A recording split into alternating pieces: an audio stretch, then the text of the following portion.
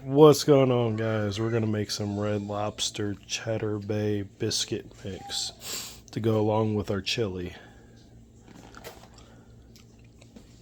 So we're gonna add this pack to it with 3/4 of cup cold water, half a cup of shredded cheddar cheese, and then the packet.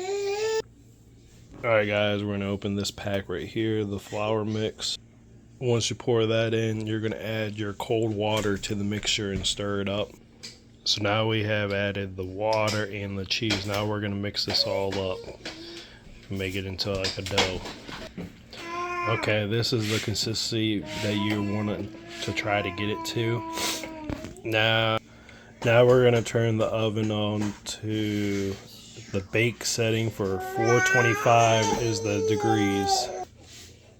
Now you're going to get your muffin tray and you're going to spray it with some butter flavored like Pam spray so it doesn't stick to your tray. Your muffins don't stick to your tray. Okay, it should look something like that. So now we're going to scoop some of this dough mix and put it inside these muffin trays. And now you have your batter mix into your cupcake pan, and we're going to put this inside the oven for about 15 minutes until it gets golden brown. What?